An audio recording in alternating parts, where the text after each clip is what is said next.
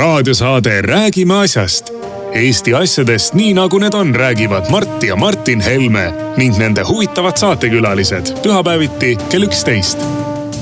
Loe põnevate teemade kohta rohkem ka uudisteportaalist uueduudised.ee. Tere tulemast! Vaatama ja kuulama saadet Räägime asjast. Me oleme jätkuvalt raadios, Ring FMis, Ruut FMis ja Kuressaare pereraadios, aga lisaks sellele Facebookis on eraldi olemas leht Räägime asjast saatele. YouTube'is on olemas eraldi kanal saatele Räägime asjast ja me paneme selle üles ka Mardi ja minu Facebooki leheküljele ja minu X-i kontole. Nii et kätte on võimalik leida seda igalt poolt. Meie tänased teemad on sellised, et me räägime selle nädala neljapäeval oli Riigikogu suures saalis Istanbuli konventsiooni denonsseerimise eelnõu, mille meie fraktsioon oli sinna viinud ja see paljastas minu meelest liberaalsete jõudude või vasakäärmuslaste sellist mõtteviisi väga-väga halastamatult. Kõigepealt valelikkus, teiseks täielik põmpäisus ja kolmandaks agressiivsus. Nii, sellest väga loogiline järgmine samm on meie teine teema ja see on see, mis juhtus Davosis. Davosis siis põhimõtteliselt kõik arvasid, et Trump tuleb tegema midagi ja Trump tuli tegema midagi hoopis muud. Et kogu see Gröönimaa jutt seal ümber, selle Davose ümber on sümptom ja see, mis siis tegelikult toimub, seda on ikkagi vaja lahti seletada, sest et kui ma käisin siin sellel nädalal ETV esimeses stuudios Kuusega välispoliitikast rääkimas ja Kuusk mõtku tsiteerib mulle Economisti ja mina ei tea, mida ta veel loeb, seal mingid vasakäärmuslikke väljaandeid loeb. Et kui su kogu infomaailmas tuleb Economistist, BBC'st, CNN'ist või Eesti kontekstist, Delfist ja ERR'ist, siis ei olegi võimalik, et sa maailma asjadest aru saad. No Kuuski see ongi ERR. No just nimelt, aga nad ei saagi maailma asjadest aru ja siis nad seisavadki seal ammuli sui ja heietavad oma vahel, et mis nüüd toimub ja miks ta nii ja see on ju naeruväärne ja ei, kõik on väga loogiline, kui sa aru saad, mis maailmas päriselt toimub ja mida Trump selle käigus teeb. Ja me võtame saate lõpus telefoniühenduse meie Tartu linnaringkonna esimehe Merike Lumiga. Merike Lumi korraldab 2. veebruaril Tartu rahu aastapäeval Tartus tõrviku rongkäiku, seda meie erakond ikka igal aastal korraldab. Merike räägib kus ja millal ja räägib ka miks. Aga tuleme Istanbuli juurde. Terve neljapäevane istung kulus sellele ära, lausa isegi pikendatud istung. Neljapäeval oleks pidanud tulema meil päevakorra järgi ka siis Jorhadner Terrase umbusaldusavaldus, aga kuna päevakord läks nii pikalt selle Istanbuli teemaga ja lõpuks juba hakkasid kõik mängulustist seda ka teemat venitama, et umbusaldus lükkuks järgmisse nädalasse, siis ainult üks päevakorrapunkt meil neljapäeval oligi.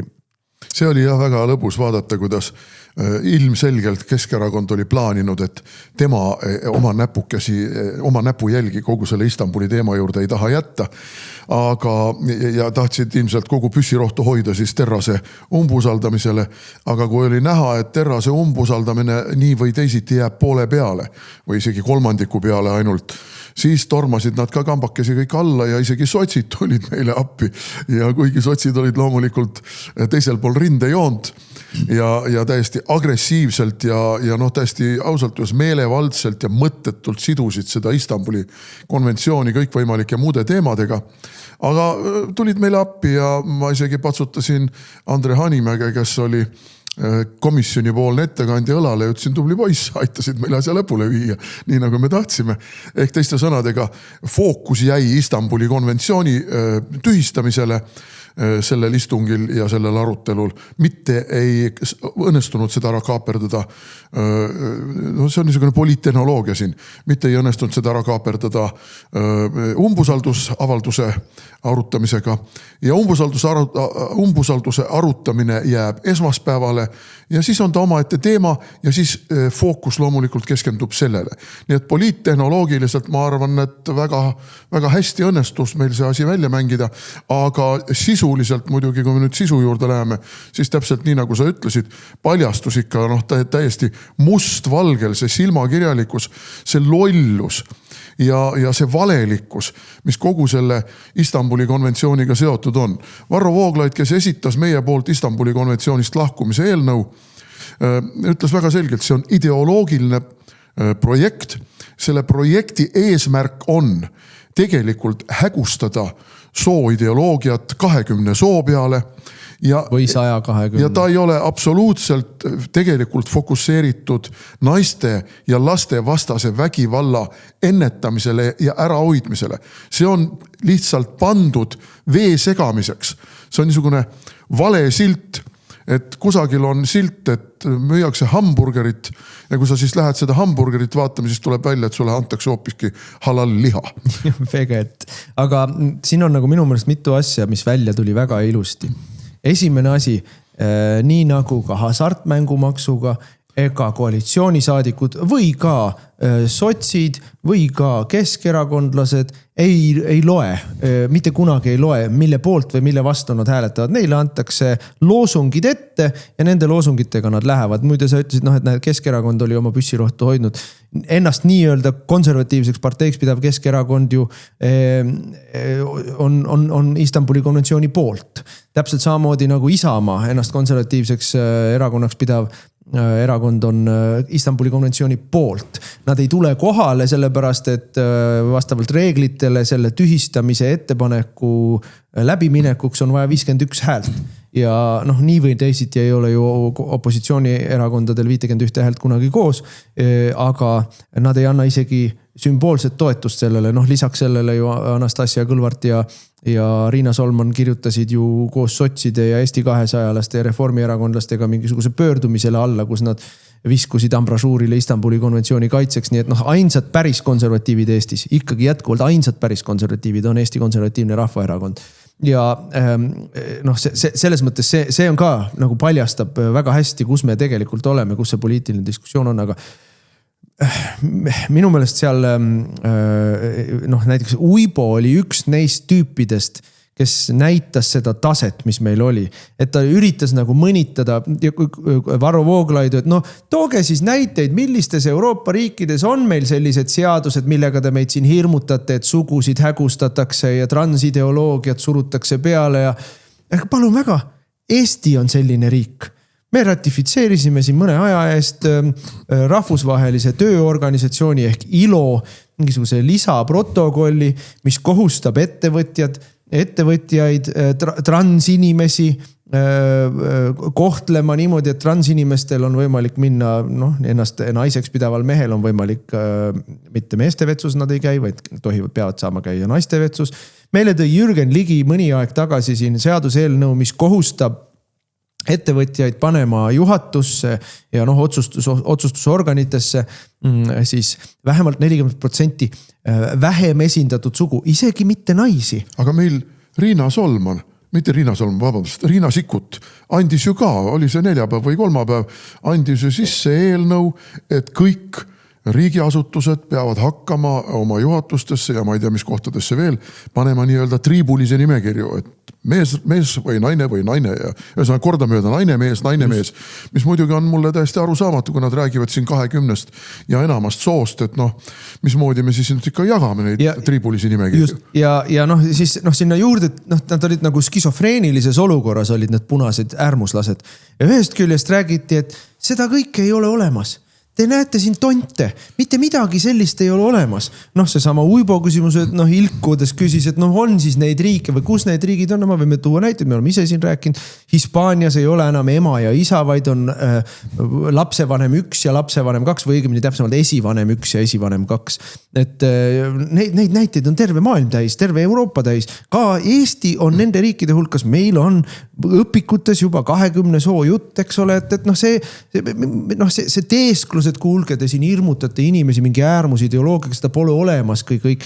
On olemas, siin samas on olemas. Loomulikult Varro ei saanud ju seal puldis hakata tooma statistikat ja näiteid sellest, kuidas Inglismaal pannakse vangi kõikide nende teemadega seoses inimesi, kui nad ei tunnista seda sooideoloogiat ja ei tunnista seda, ma ei tea, riigi, kelle iganes õigust nende laste sugu muuta, nende laste ajusid pesta. Täpselt sama on tegelikult kogu Lääne-Euroopas.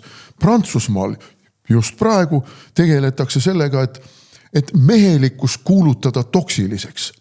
No ikka. Jah, maskuliinsus on toksiline. Mehelikkus tuleb ühiskonnast välja juurida, sest see on ühiskonda mürgitav ja naistele ja no ma ei tea siis kõikidele teistele soolistele ohtlik nähtus. No kuulge, mustvalgel. Mida sa tohman irvitad siin? Missugusi idiootlikke küsimusi sa esitad? Ja siis kirjutab kuskil siin, ma ei tea, Delfis või kus see oli tal mingisugune artikkel ka veel selle teemaline, kuidas EKRE tahab, ma ei tea mida kõike, tigedat ja isoleeritud riiki. Ja, seda tigedust me nägime nende poolel.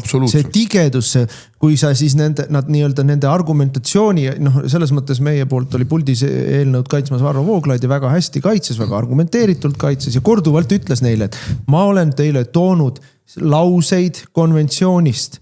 Ma olen teile toonud näiteid, näitlikustanud ära, mida see lause tegelikult tähendab. Ma olen teile näidanud, kuidas seda praktiseeritakse.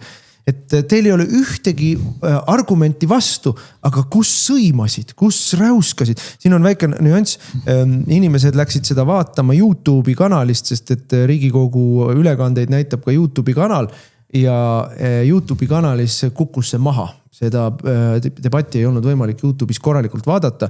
Oli võimalik jälgida, kui lähed läbi Riigikogu kodulehekülje otse, sealt otseülekannet oli võimalik vaadata. Ja see videofail ilmselt on Riigikogul endal olemas, nii et võib-olla nad selle YouTube'is parandavad mingil hetkel ära, aga mina ei tea, kas see oli kogematane asi jälle või mina kahtlustan mitte, aga... YouTube'is oli ta ju välja kuulutatud otseülekandena sellepärast, et kella 10 pidi algama... Nii lugesin ma meie Eesti ajakirjandusest Terrase umbusaldamine. Ja sellepärast oli otseülekanne ja sellepärast pidi otseülekande tegema minu meelest ka ERR ja vist oli seal veel mingeid väljaandeid. Aga kuna seda ei tulnud, siis nad vaatasid, et see on nii kahjulik kogu sellele punasele ideoloogiale, mis seal toimub, et selle lõikame ära. Ja siis... mis siis nende nii-öelda räuskavad süüdistused olid, et vihkate naisi ja näite järel toome välja selle, et tegelik kõige naistevaenulikum ideoloogia on just nimelt see transideoloogia. Kuidas pannakse vägistajad mehed, meessoost vägistajad, pannakse vanglasse ja seal nad teatavad, et aga ma tegelikult olen naine ja kuna inimese sugu ei ole enam bioloogiline antus, vaid inimese sugu on ikkagi tema enda määratleda nii, nagu ta ennast ise tunneb ja kõik need vasakpoolsed meile ütles, mis see halba on? Mis see siis halba on, kui need inimesed on olemas, need inimesed on meie keskel, mis selles halba on? Ja siis Varro ütleb, aga näe, kui mees, kes läheb vangi vägistamisest ja nüüd teatab, et mina tunnen, et ma olen naine ja nõuab, et mind pandakse naiste vanglasse, siis pannaksegi naiste vanglasse ja vägistab seal edasi naisvange. Mis sellest siis halba on, vasakpoolsed? Mis sellest siis halba on? Ja et kuidas meil ei ole empaatiat kõikide nende inimeste murede vastu. Aga ma küsin, kus on vasakpoolsete empaatia siis nende vägistatud naiste vastu? Ma küsin, kus on vasakpoolsete empaatia nende laste ja nende laste vanemate suhtes, kelle need ajuloputajad, agressiivsed, valelikud, transideoloogia ajuloputajad, kellele on seesama konventsioon annab nii riigile kohustuse lubada nad lasteaedadesse ja koolidesse, kui ka riigile kohustuse neid rahastada. Ja siis nad käivad koolist kooli ja ajavad seal alaealisi 8-aastaseid ja 12-aastaseid segadusi, et sa tegelikult ei ole tüdruk, sa oled tegelikult poiss ja rikuvad nende tervise ju ära. Pöördumatult rikuvad nende tervise aja, pöördumatult tekitavad neile psühholoogilisi traumasid ja psühholoogilist ummikut. Sellele järgnevad enesetapu katsed, sellele järgneb absoluutne psühholoogiline selline kokkuvarisemine. Et kus on teie empaatia nende inimeste vastu, kelle elude pöördumatult ära rikute, kelle perekonna elude pöördumatult ära rikute? See on õõvastav, mida tehakse. Ei ole neil empaatiat selle vastu. Nii nagu neil ei ole empaatiat selle sportlase vastu, naissportlase vastu, kes on eluaeg treeninud ennast, saanud tippu ja siis läheb võistlustele ja talle pannakse vastu mingisugune turske mees, kes teatab, et ma olen ka naine. Ja ei ole empaatiat nendel. Kus see empaatia on? Meil tuli ka see seal debatis välja ju, et tegelikult peaks toetama ju naiste tugikeskusi. Tegelikult peaks eraldama raha psühholoogidele ja psühholoogilisele nõustamisele ja kõigele sellele. Selle asemel, et neile raha anda, riigieelarvest, antakse meile raha kõikidele nendele perverteerijatele. Perverteerijad saavad kümnetes miljonites riigieelarvest toetusrahasid, aga naiste tugikeskused saavad 1 miljoni. Te ei kuule valesti. 1 miljoni aastas oma kulude katmiseks, mis on selgelt ebapiisav. Ja viimane kord, kui seda summat suurelt tõsteti, oli EKRE valitsuses. See oli viimane kord, kui seda summat suurelt tõsteti. Tõsteti seal kusagil 700 000 miljoni peale. See oli siis, kui meie tõstsime. Meie olime valitsuses ja siis pärast seda ei ole, kõik need naistekaitsed ei ole tõstnud, aga siis Anneli Akkermann, kes on meile teinud hasartmängumaksu 27 miljonilise näpuka, ütles ju otse välja, et meie retoorika kahjustab rohkem naisi, kui see bussitaja Tarmo kuskilt sealt Elvast või Tartust, kus ta oli. Ja see raha naiste keskusele on vähem olulisem, kui seda meie retoorikat alla suruda ja see konventsioon on vajalik selle jaoks, et meie suguseid mitte lasta seda juttu rääkida, et raha ei ole vaja anda, tuleb võidelda retoorikaga. Ja selleks on neil ju kohe lahendus olemas, liigub ju komisjoni poole valitsusest, tuleb juba meile nii-öelda vihakõneseadus ehk tsensuuriseadus. No Anneli Akkermannil ma soovitaks üldse minna oma kodusaarele Kihnu ja kududa seal troisid ja rappida kalu ja suitsutada neid ja keeta sealt igasugust kalasülte ja muid toredaid asju. Et ma arvan, et see on tema kompetentsuse tase, sest et rahandusministrina ja ka rahanduskomisjoni esimehena on ta näidanud, et mitte mingisugust kompetentsut tal ei ole. Ei poliitikuna ega spetsialistina. Aga loomulikult see on täpselt see, mida sa ütlesid, et neil on jutupunktid ette antud ja neid jutupunkte nad plõksivad. No üks põhiline, millega püüti siis meid jalust maha joosta, oli see, et aga naistevastane vägivald on nii suur Eestis ja kui me nüüd lahkume sellest, siis naistevastane vägivald kasvab veelgi. No me oleme aastast 2017 ja me olime, kui aastal 2017 see Istanbuli konventsiooni arutamine Riigikogus oli, juba siis me olime sellele vastu ja osundasime kõikidele nendele negatiivsetele asjadele, mis seal sees on. Loomulikult sõiteti meist üle ja ratifitseeriti see ära. Ja juba siis hääletasid selle poolt loomulikult nii-öelda ersats konservatiivid. Ehk siis Isamaa ja Keskerakond juba tookord toetasid seda ja... Mitte ainult tookord oli ka Vabaerakond. Ja, muidugi. Isamaa, Keskerakond, Vabaerakond. Kõik see kogu see konservatiivne leer. Avatud rahvuslus. Ja mitte tigerahvuslus, vaid avatud sõbralik ja avatud. Aga mis siis välja tuleb? Tuleb ju välja see, et kui meil on praegu, loeti seal ette, Marek Reinaas oli see, kes seal eriti kõva häält põristas. Väriseva häälega, skandalistlikus, vaadake, mis toimub, pekstakse, vägistatakse. Siis, kes on siseminister? Sinu parteikaaslane Marek Reinaas on siseminister.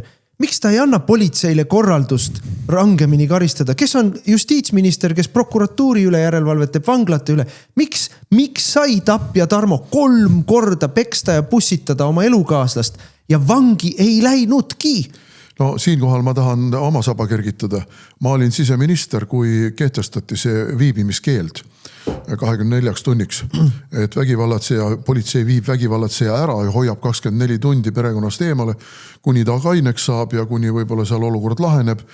Teinekord igasugused konfliktid võivad tekkida tänu sellele, et inimene on joobe seisundis või narkootilise aine mõju all ja kui ta siis kaineneb, siis teinekord ta võib ju ise ka 2 käega peast kinni hoida ja öelda, issand jumal, millega ma hakkama sain. Seda ei saa välistada. Loomulikult, kui on tegemist krooniliste vägivallatsejatega, pervertidega, siis seda mitte kunagi ei juhtu. Aga tagasi tulles selle teema juurde, et meile püüti siis nina alla hõõruda, just nagu meie oleksime süüdi selles, et Eestis on lähisuhte vägivald. Siis kui aastast 2017 on meil olnud Istanbuli konventsioon, aga lähisuhte vägivald ei ole kusagile kadunud, siis Istanbuli konventsioonil puudub sellele igasugune, kõige vähemgi, kõige elementaarsemgi mõju. Istanbuli konventsioon ei kaitse kedagi. Ei ühtegi naist, ei ühtegi last, ei ühtegi vanainimest, mitte kedagi. See konventsioon ei kaitse. Aga ta ei peagi. See ongi ju kogu asja iva. Istanbuli konventsiooni eesmärk ei ole kaitsta naisi. Istanbuli konventsiooni eesmärk on esiteks edendada homoasja, teiseks edendada transuasja, sundida riike viima läbi poliitikaid, mis koolides, ja see on kirjas, see on konventsioonis. Varro loeb ette neile puldist ja selle peale küsivad, et näe, paragrahv see ütlevad, et riik peab tagama, et koolides, haridusasutustes edendatakse homo ja transu asja ja riik peab ka rahastama seda asja. Et see on siin mustvalgel selles kirjas, selles konventsioonis. Ja võtavad jälle sõna Signe Kivid ja kõik, kes ütlevad, et te ei suuda meile ära näidata, mis moodi see konventsioon on ideoloogiline. Et ei ole suutnud meile ära näidata, kuidas ikkagi see segab Eestis või mis selles nii väga halba on. Ja siis sa mõtled, kas te olete lihtsalt nii silmitult lollid või nii küüniliselt valelikud või mõlemad korraga või mis teil viga on? Te loete ise ette ja loevad seal paragrahvid ette, et see ei tähenda ju seda. No muidugi, et tähendab seda, et Istanbuli konventsiooni eesmärk ei ole naisi kaitsta. Pole kunagi olnud eesmärk naisi kaitsta. Seal on üks asi veel sees, mille vastu me muide eriti juhtisime tähelepanu 2016 aastal või 17, millal teda ratifitseeriti, vist oli 16. Et selle konventsiooni sees on ju tohutu suur tagauks, mille kaudu edendada immigratsiooni.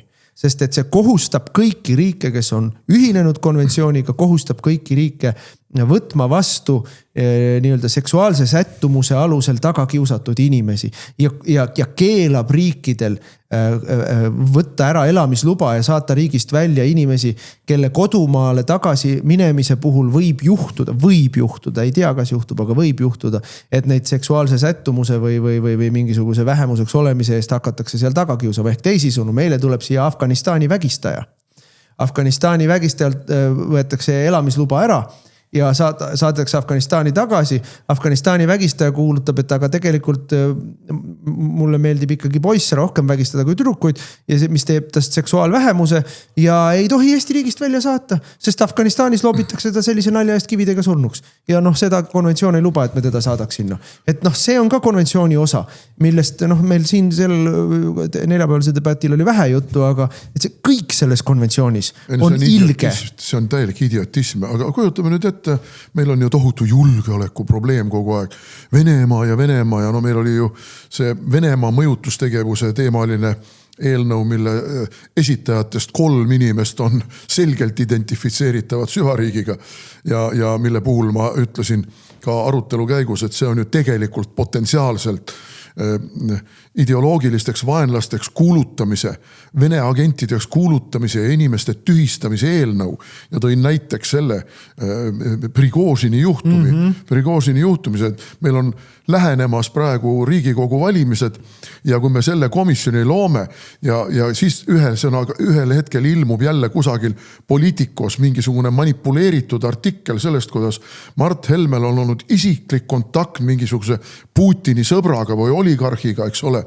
Isegi kui ei olnud, aga nemad plaanisid. Ei ole tähtis, kas on olnud või ei ole, ilmub artikkel ja loomulikult see komisjon võtab selle kohe, nopib sealt üles, kutsub mind kuulamistele, annab Krossid ja muud tegelased hakkavad andma siin intervjuusid, kus nad ikka väga muretsevad selle pärast, kuidas meil on Riigikogus erakond, mille juhtpoliitikud on seotud Vene mõjutustegevustega. Kas te kujutate ette, missugune mõju saab sellisel asjal olema valimistulemusele?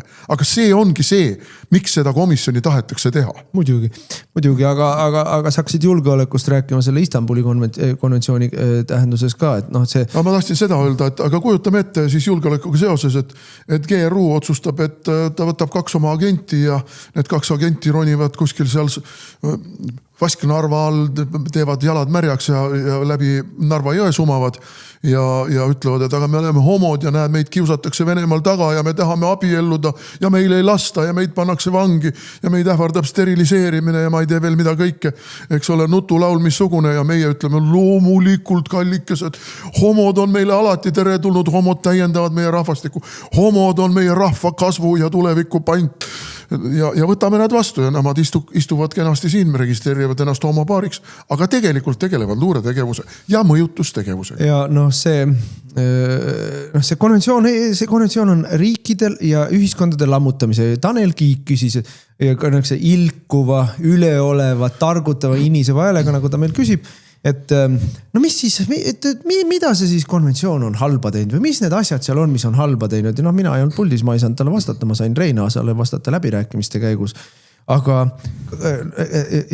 konventsiooni üks keskne eesmärk, läbiv eesmärk on stereotüüpsete soorollide väljajuurimine ja seal ei ole öeldud, et negatiivsete stereotüüpsete soorollide välja, ütleme negatiivseid stereotüüpseid soorolle kindlasti on, ütleme selline venelaste rahvatarkus, et kui peksab, siis armastab, siis see on stereotüüpne sooroll, mis kindlasti ei ole 21. sajandil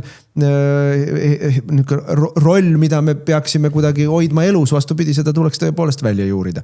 Aga sooroll iseenesest ei ole mingisugune asi, millega tuleb võidelda. Loomulikult peavad kõikidest poistest kasvama mehed ja meheks saad sa siis, kui sa oled isa. See on, isa roll ongi mehelikkuse mõõdupuu. Kõikidest tüdrukutest peab saama naised ja naise mõõdupuu on see, et sul on ema roll ja neid rolle kõik ühiskonnad aegade algasest. Siis, kui inimesed tulid puu otsast ja kivikoopast välja, on neid rolle nii-öelda ühiskondlike hoiakutega tugevdanud, sest et see on kohustus ja need kohustused ei ole kerged kanda ja ühiskond peab toetama inimesi nende kohustuste kandmiseks. Selleks on loodud kõik ühiskondlikud struktuurid nagu abielu ja kõik muud sellised sotsiaalsed turvavõrgustikud, mis olid olemas siis, kui veel ei olnud sotsiaalabiametit. Ja need rollid on need, mis on alati kõik ühiskondi kandnud ja koos hoidnud ja edasi viinud. Ja nüüd me juurime neid välja ja väga edukalt on välja juuritud ja siis vastuseks Tanel Kiigele, et mis see kahju siis on. Vaata Eesti iibenumbreid, vaata Eesti sündivust. Ja nad seal targutasid selle üle, et poisid ei pea tingimata mängima autodega ja tüdrukud ei pea tingimata mängima nukkudega. ei peagi. Ma tõin näite oma lapsepõlvest, jäi kaugetesse 1950. aastatesse. Meil oli tüdrukud ja poisid mängisid segamini. Ma mäletan, me ehitusklotsidega ehitasime koos maju ja sõitsime autodega sinna garaažidesse nendes majades. Tüdrukud ja poisid mängisid täitsa võrdselt. Luuremänge, tol ajal väga populaarne oli nii-öelda luuremängu mängida. Poisid tüdrukud mängisid võrdselt. Keegi ei küsinud, kas sa oled tüdruk ja kas sa tohid seda mängida või ei tohi mängida. See on vaat jälle nende punaste poolt endale kuidagi nupp keeratud valesse asendisse. Aga sinu jutu peale, et naise mõõdupuu ongi see, et ta on ema ja mehe mõõdupuu, et ta on isa. See ei tähenda, et naised ei võiks tegeleda teadusega, et naised ei võiks tegeleda äriga, et naised ei võiks üldse olla ühiskondlikult aktiivsed, ka poliitikaga tegeleda. Aga teie nägemuses tähendab see seda, et siis kui nad on ühtlasi emad, siis see on nagu midagi ebanormaalset. Et põhiline on ikka see, et nad midagi muud teevad. Ma selle peale ütlen, et kaks sinu õde on mõlemad emad, aga ühtlasi ka teaduste doktorid. Nii et üks ei välista teist, ainult teie lõhestate kogu aeg ühiskonda ja panete mingeid mustvalgeid dilemmasid laua peale, mis on just nagu see viimane tõe kriteerium. No kui veel kahjust rääkida, Eestis on 2,5 korda kõrgem noorte enesetappude number suhtarvuna elanikkonda kui Lääne-Euroopas. 2,5 korda kõrgem. Ja kust need enesetapud tulevad? Kui sulle teismeline inimene, kellel niigi on elu raske või segane ja keeruline, sul on igasugused ühiskondlikud surved tänapäeval on sotsiaalmeedia, kus sulle tuleb kogu aeg soga peale, kui mina oleks pidanud elama teismelisena ajastul, kus meil tänapäeval, kus sa oled kogu aeg kõikenega või silma all ja kus see nii-öelda online kius on nagu steroidider võrreldes sellega, missugune oli kius minu ajal koolis. Oli vaja vahel kakelda enda eest välja astuda ja sellega see kius lõppes. Aga see, mismoodi tänapäeval meedia või selles sotsiaalmeedias noori inimesi tegelikult ahistatakse ja pressitakse, see on hoopis teine tasemel, millest nagu vanem generatsioon isegi üldse aru ei saa. Et Eestis on 2,5 korda kõrgem noorte enesetappude arv võrreldes Lääne-Euroopaga. Et see on ka kahju, mida teie punased olete teinud oma väärastunud ideoloogiaga, sooideoloogiaga ja soorollide väljajuurimisega. Igal noorel inimesel on vaja seda vundamenti, millel ta seisab, seda raamistikku, mille abil ta ennast maailmaga suhestab ja iseenda enese kuvandi, enese pildi loob. Ja kui sa võtad poistelt ära poisilikkuse ja mehelikkuse ja tüdrukutelt ära tüdrukus olemise, naiselikkuse, siis sa lõhud talt ära vundamendi ja raamistiku, millega ta suhestub maailma ja suhestub iseendaga. Ja selle tagajärjeks on 2,5 korda kõrgem enesetappude arv Eestis. Nii et noh, see kahju on reaalne. Hävitatud inimelud on reaalsed ja Istanbuli konventsioon annab sellele kõigele juurde riiklikku rahastust, organiseeritust riiklikul tasandil, surub koolidesse, lasteaedadesse ja meediasse ja ametiasutustesse seda ideoloogiat ja see tuleb ära lõpetada. Igal juhul tuleb ära lõpetada. No nüüd võib küsida, et kas me siis oleme naiivsed, et me ei saa aru, et meil nagunii see meie eelnõu läbi ei lähe. Et seal kogu see jõuk on tegelikult vastu. Isamaa ei tule üldse saali. Nad ei olnud ka nüüd selle arutuse saalis. Neid ei huvita see absoluutselt. Nemad positsioneerivad, kui teema ei ole selline, mis toob ainult plussi, siis nemad on hüppes. Ei no nad on ju tegelikult 3 Isamaa fraktsiooni liiget, 2 Isamaa fraktsiooni liiget on ju selgelt ka öelnud, et nad toetavad seda. Riina Solman andis oma allkirja selle toetuseks ja mingis intervjuus ütles Reinsalu, et ei, no see on täiesti normaalne asi ja Eesti ei peaks sealt lahkuma. Et kusjuures minu meelest oli tema see, kes selle üldse maale tõi. Minu meelest oli ta sellel välisminister. Jah. Aga miks me siis nii lootusetut üritust peame? No aga võib-olla me peamegi lootusetut sõda. Et me oleme kogu aeg vähemuses. Me oleme kogu aeg vähemuses. Ja see Eesti, kuidas ma ütlen, saame hakkama mentaliteet, mis kõigega on nõus ja kõigele on valmis alistuma. See toetab ju tegelikult ühiskonnas tervikuna seda, et meie initsiatiivid õnnestubki lihtsalt rajalt maha lasta. Aga me esitasime selle eelnõu selleks, et tuua see fookusesse, et seda arutelu pidada ja mingi hulk inimesi kuulab seda meie argumentatsiooni ja ütleb, et pagan, aga ma ei teadnudki sellest ju mitte midagi. Mina arvasin, et ongi nii, nagu pealkiri ütleb, naiste ja laste kaitseks. Aga tegelikult tuleb välja, et see on ju mädamuna. Ei no naiste ja laste vastane on see. Tegelikult on see naiste ja laste ja kogu selle diskussiooni, ma soovitan inimestel, esimesed 2 tundi oli, kui oli Varro puldis pärast, kui tuli juba Hanimägi, siis aga kogu selle diskussiooni käigus minu meelest kõige rohkem jäi mulle kokkuvõtlikult mulje oli selline, et vasakpoolsed, vasakäärmuslased ja liberaalsed äärmuslased, nad tänapäeval enam kattuvad, elavad absoluutses fantaasiamaailmas. Täielikus fantaasiamaailmas, kus nemad on kangelased, kõik mida nemad teevad on hea ja õige ja loomulikult, kuna nemad teevad head ja õiget, siis nad võivad teha teistele halba. Seepärast, et nad teevad ju head. Et see on see, mis maailmas nad elavad ja selles maailmas neid välja sealt ei raputa. Neist tuleb minna mööda ja üle. Ei, seda teeb Trump praegu. Just. Raadiosaade Räägime asjast. Kui me läheme teise teema juurde, mulle meeldis see, kuidas Trump tegelikult Davoses kõigi nende üle irvitas. Sõna otses mõttes irvitas eurooplaste üle, irvitas kõikide nende rahvusvaheliste igasuguste organisatsioonide üle, irvitas kõikide nende punaste ideoloogide üle ja ka irvitas tegelikult põhimõttel lagedate, ahnete, ärikate üle, rahvusvaheliste globalistike ärikate üle, irvitas nende üle. Te arvasite, et ma tulen siia seda tegema, aga ma tulin siia hoopis midagi muud tegema. Ja nüüd te olete segaduses ja te ei tea, mida ma järgmisena teen. Ja järgmisena teen ma midagi niisugust, mille peale te jälle ulguma hakkate. Uluvad. Ma ütleks selle Davosesse läks, Trumpi administratsioon läks sinna täisjõus. Seal oli rahandusminister Bessent kohal, seal oli Lutnik kohal, seal oli minu meelest Wright kohal, ettevõtlusministrid, kes seal kõik nad on, energiamistrid, selles mõttes nad panid turm tule peale seal. Mis me ja Eesti meedia loomulikult, kes on vasakäärmuslikud aktivistid, on meile peavoolumeedia.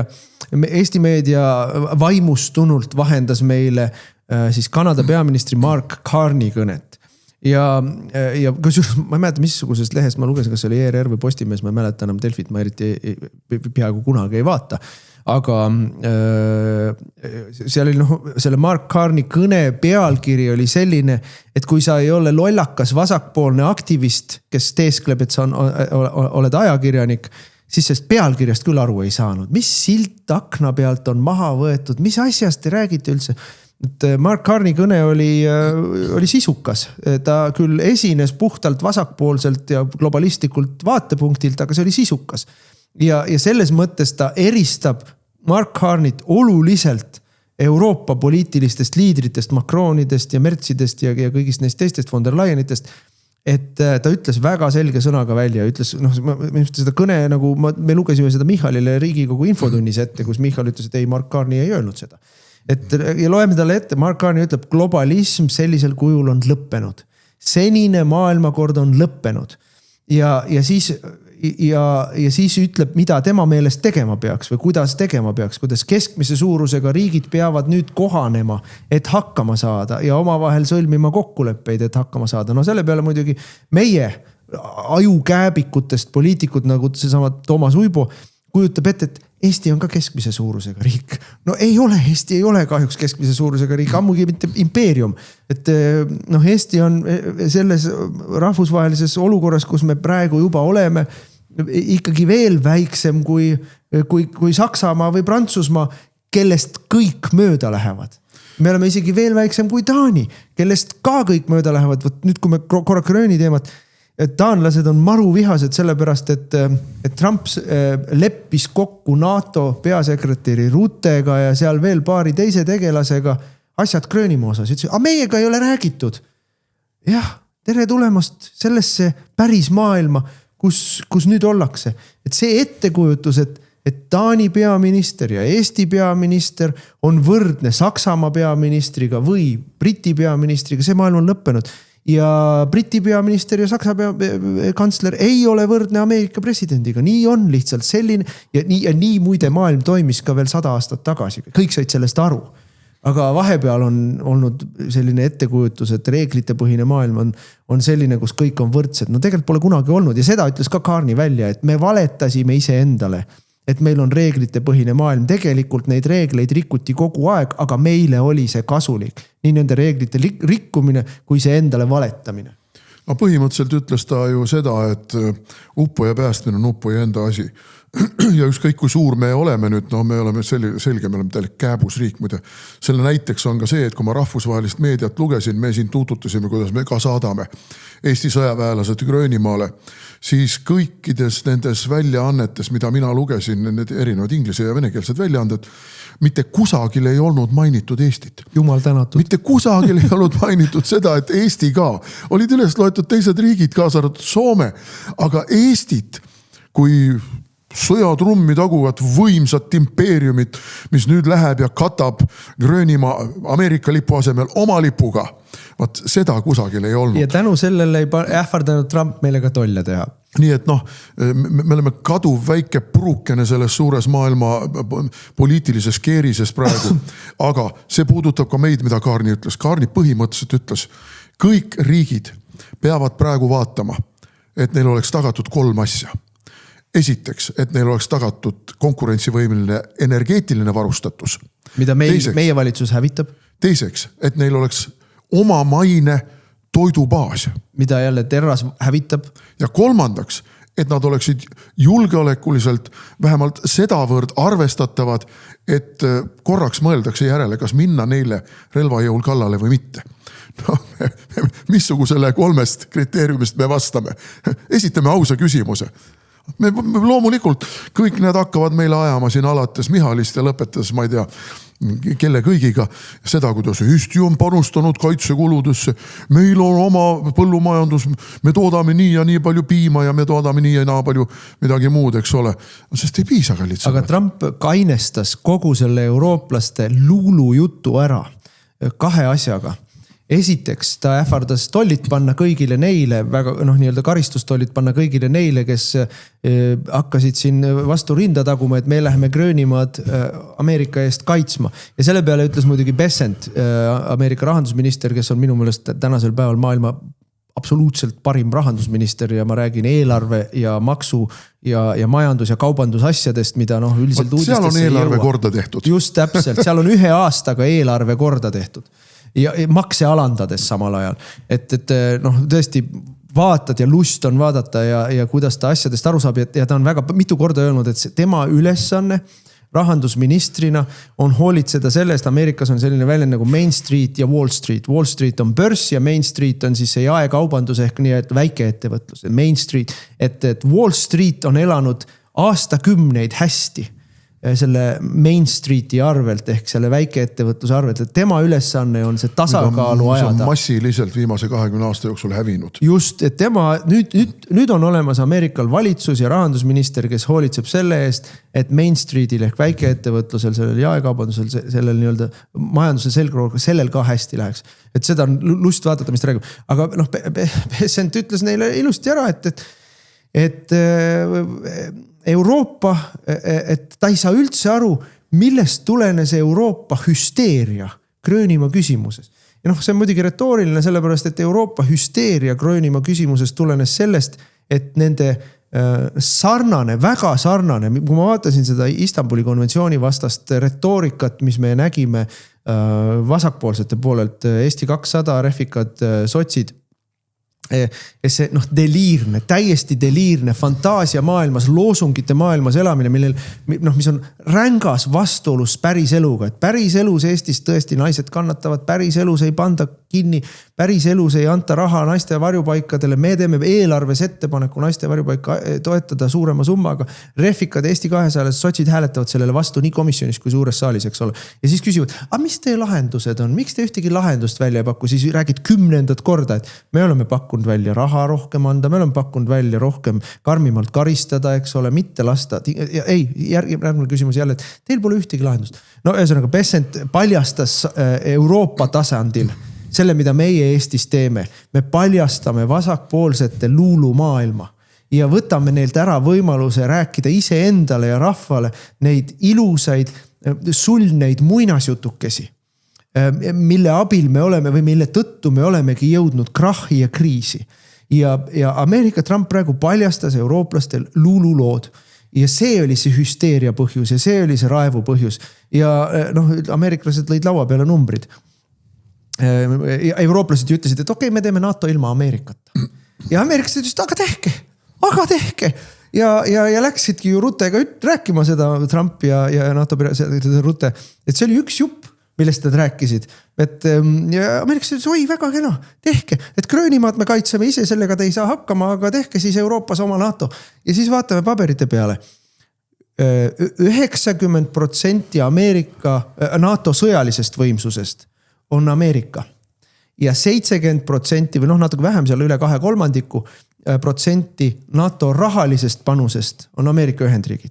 Aga see kusjuures on väga oluline vahe, et ameeriklased panevad raha, eurooplased panevad peaaegu 30%, üle 30% panevad raha, aga selle 30%-ga saavad ainult 10% sõjalisest võimsusest. See on see, mida me oleme kogu aeg rääkinud Michali kohta ja kogu selle Reformierakonna mula kohta, et me tõstsime 5% peale. Selle rahaga ei saa ju riigikaitset. Selle raha nad uputavad ära oma sõpradele sõjatööstuses. Aga riigikaitset sellega ei saa ja eurooplased, ja kust Ref on selle õppinud ju Euroopast. Raha paneme 2% ja 3% ja 5%, aga riigikaitset vastu ei saa. Sest et see raha ongi tegelikult sõjahüsteeria abil on inimestele selgeks tehtud, et raha tuleb panna, aga see raha läheb vasakule, see läheb korruptsiooniks, see läheb omadele. Ameeriklastes kindlasti läheb väga suur hulk Ameerikas raha ka vasakule ja korruptsiooniks, aga seda raha on lihtsalt nii palju. Ja siis pandi lauale ilusad numbrid. Maailma esimeseks suurim lennuvägi on kellel? US Air Force ehk Ameerika Ühendriikide õhujõud. Maailma teiseks suurim lennuvägi on kellel?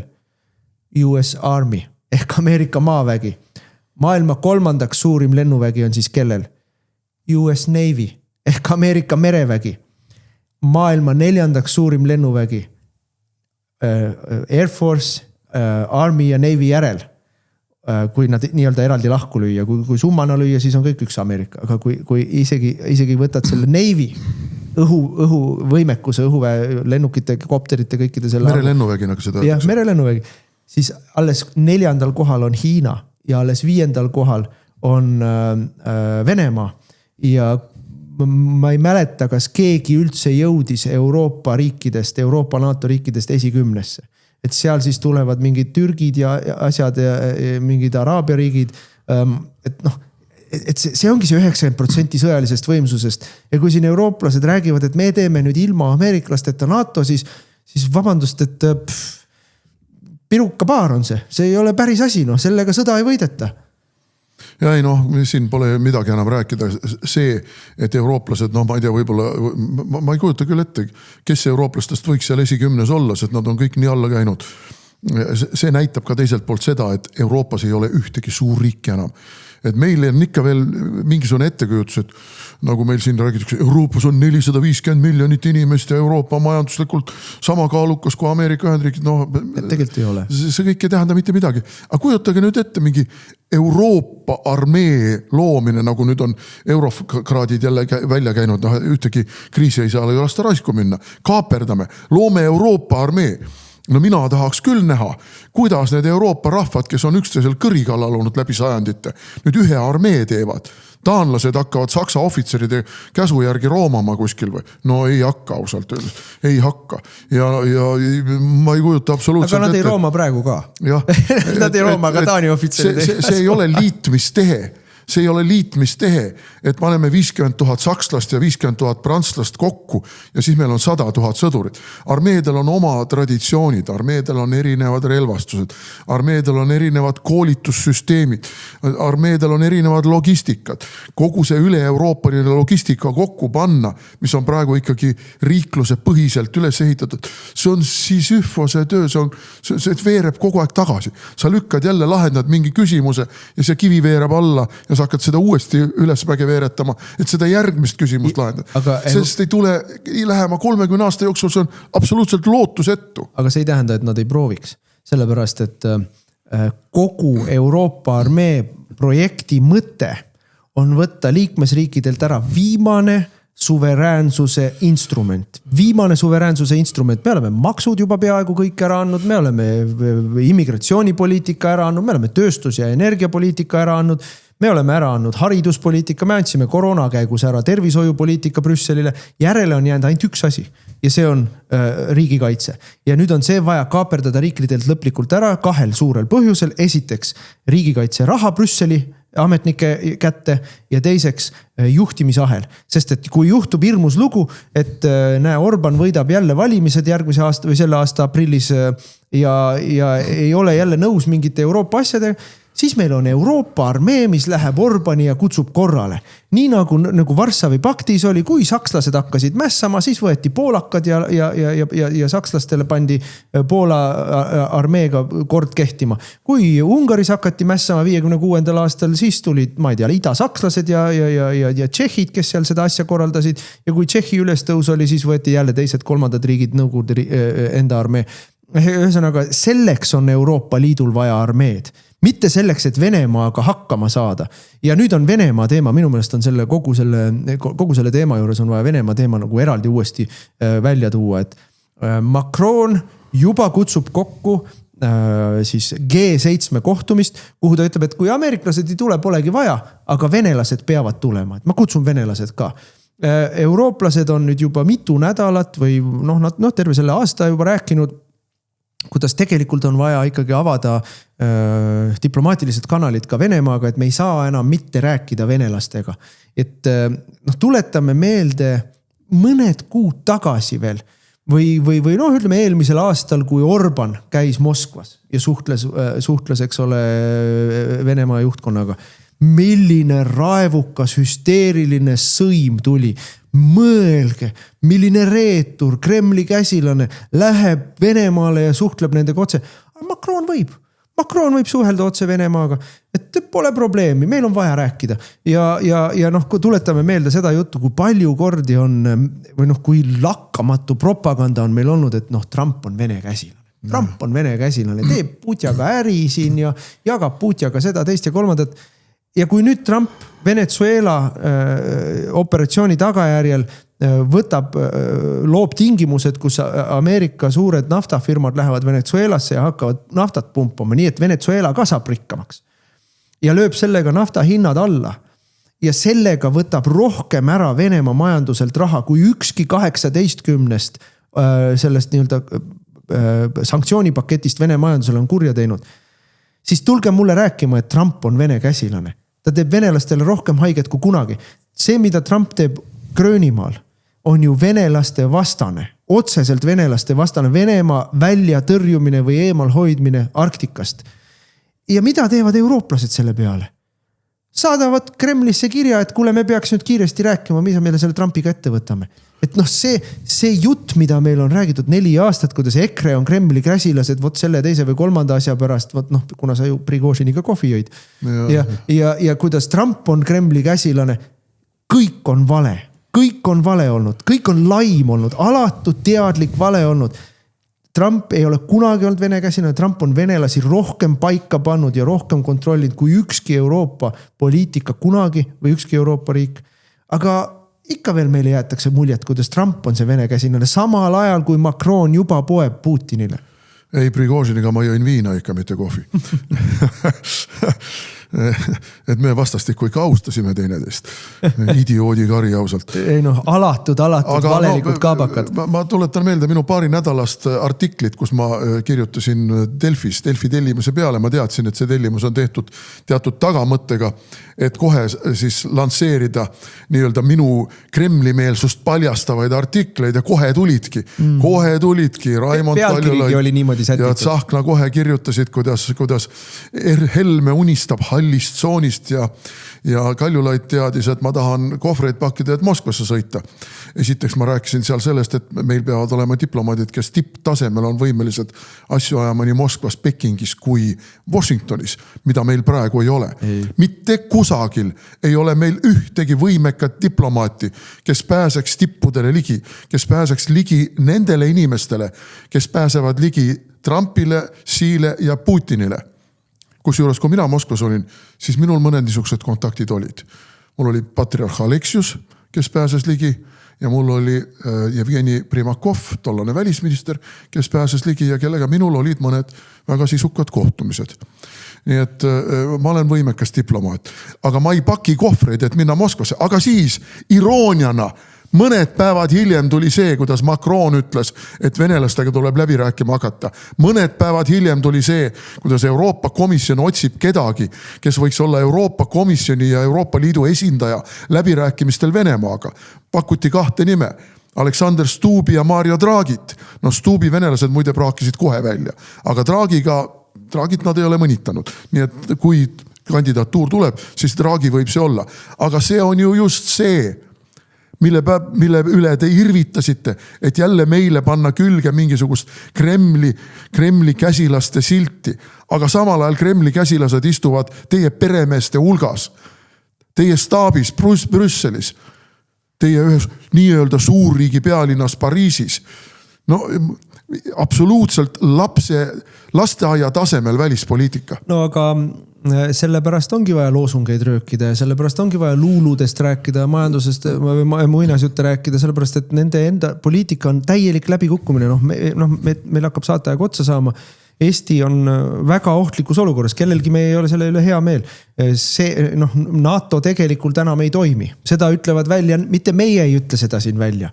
Seda ütlevad välja kõik need lääne inimesed, liidrid, kes on samamoodi korrutanud ei kunagi enam üksi ja meil on kõige võimsam allianss, nii nagu meie jobukesed, kes meil seda juttu on rääkinud. Nemad, meie omad ei saa seda välja veel öelda, sest nad on sellises paralüüsis. Neil ei ole ühtegi ideed, mida nüüd edasi teha. Neil ei ole mingit arusaamist, mis isegi toimib.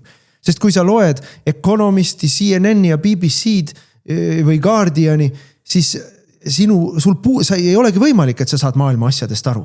Ei ole lihtsalt võimalik. Et küsivad inimesed, kuule, Trump teeb nii või et ta ei tea isegi, mida ta teeb.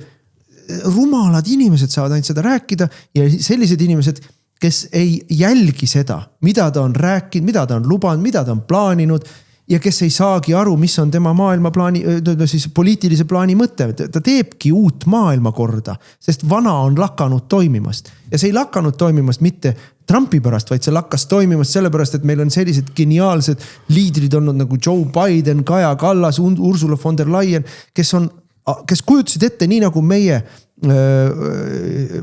vasakäärmuslased meie Riigikogu saalis Istanbuli konventsiooni arutelu ajal, et idiootlikest reaalsusega mitte haakuvate loosungite röökimisest piisab, et maailm toimiks. Aga näe ei piisanud ja nende rumaluse tagajärjel on see senine reeglitepõhine maailmakord lakanud. Trump lihtsalt taibuka inimesena, kellel on hea nina, sai aru, et see ongi lakanud ja nüüd on vaja kiiresti ja otsustavalt tegutseda, sest et siis ta on võitjate poolel uues maailmakorras. Aga meie omad ei saa sest ikka veel aru. Aga ma lõpetuseks ütlen ikkagi positiivse noodiga. Mina lugesin ühte Vene väljaannet ja Vene väljaanne võrdlemisi mõrus toonis kirjutab sel samal teemal, kuidas ikkagi maailmakord on lagunenud ja et Venemaal on siin lootust võtta nii oma plusse välja, aga on ka miinuseid ja siis räägitakse sellest, kuidas, mis saab Euroopast ja Euroopaga see seisukoht oli niisugune, eks Vene luure teab. Lääne-Euroopa läheb nii-öelda oma embrüonaalsesse olukorda, Karl Suure impeeriumi nii-öelda embrüosse tagasi. Kaitsevöönd saab olema Venemaa vastu Poola ja Balti riigid, mis on otseselt Ameerika Ühendriikide eeskoste all. Pange tähele, Poola ja Balti riigid, kui te kaardi peale vaatate, te saate aru, et see on väga loogiline. Nüüd mitte sõnagi Skandinaaviast. Järelikult siin midagi juhtub. Ja Vahe-Euroopa on siis nii nagu on. Aga see ei juhtu iseenesest. Siin on vaja meil endal pingutada, et see nii juhtub. See ei tule iseenesest ja kuni meil jätkub see seltskond, kes sõimab Trumpi ja klammerdub uppuva laeva külge, arvates, et ta ei lähe selle uppuva laevaga koos põhja, siis me oleme katastroofi kursil. Ka meil on vaja muutust ja kiiret muutust ja muutust nende inimeste riigi etteotsa saamiseks, kes ei ole lasteaia tasemel. Raadiosaade Räägime asjast.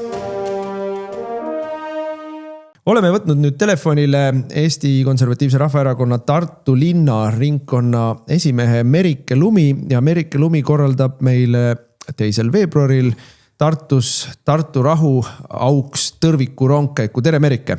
Tere head sõbrad ja aatekaaslased!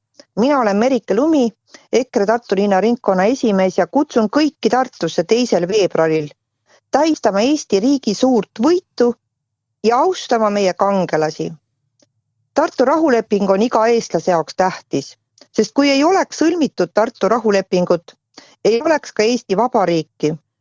Seda sama riiki, mille eest võitlesid meie vanaisad ja mille vabaduse eest me ka täna peame valvel olema ja vajadusel võitlema. Siis nii, nagu seda teevad EKRE juhid Martin Helme ja Mart Helme või nende juhitud Eesti Konservatiivne Rahvaerakond. Erakond, kes ainsana seisab häbenemata eestlaste huvide eest, Eesti rahvusriigi säilimise ja arendamise eest. Süütame kõik koos tõrvikud, et tähistada Tartu rahu 106. sünni aastapäeva. Kogunemine algab kell 5:30 Tartus Jaan Poska gümnaasiumi ehk selle maja juures, kus rahuleping sõlmiti, aadressiga Vanemuise 35. Rongkäik hakkab liikuma kell 6 Raekoja platsi poole. Kõnekoosolekut alustame Eesti hümniga. Avakõne peab Eesti Konservatiivse Rahvaerakonna esimees Mart Helme. Järgnevad Riigikogu liikmed Evelin Poolamets ja Anti Poolamets. Tartu linnavolikogu liige Malle Pärn, Tartu EKRE aseesimees Aare Tamm, EKRE juhatuse liige Mart Kallas, vahele muusikapalad esitab Tartu linnavolikogu liige Vilja Tamm. Tõrviku rongkäiku ja koosolekut juhatab Tartu EKRE esimees Merike Lumi ehk mina. Korraldajaks on Eesti Konservatiivne Rahvaerakond. Abiks on korraldamisel Janek Tauts, Tiina Eichenbaum, Heino Harju, Pahur Eichenbaum ja teised aktiivsed Tartu linna ringkonna liikmed. Olete kõik väga oodatud. Tõrvikuid jätkub kõigile. Kohtumiseni 2. veebruaril Tartus. Ja mina omalt poolt lisan, et ma hea meelega tuleks, aga ma olen sel ajal täpselt ühel välislähetusel, aga ma olen kindel, et teil seal kõigil väga tore olema. Ma nii palju ütlen veel ära, et Mart Helme, sa nimetasid erakonna esimeheks, aga selle vahetusime tegime mõned aastad tagasi ära, sellest pole viga. Aga Mart tuleb esinema igal juhul. Ja meie omalt poolt kutsume kõiki inimesi osalema seal. Tartu rahu tõrviku rongkäik veebruari alguses on selline, niimoodi aitab minu meelest inimesi meeleollu viia, siis kuu lõpus teeme ju suure tõrviku rongkäigu Tallinnas, eks me jõuame sellest rääkida oma siin saates ka veel. Ja ilus talveilm, ma arvan, kõigil on seal tore. Nii et soovin sulle jõudu ja edu, Merike, seal Tartus asjatamisel ja küllap me kõik kohtume.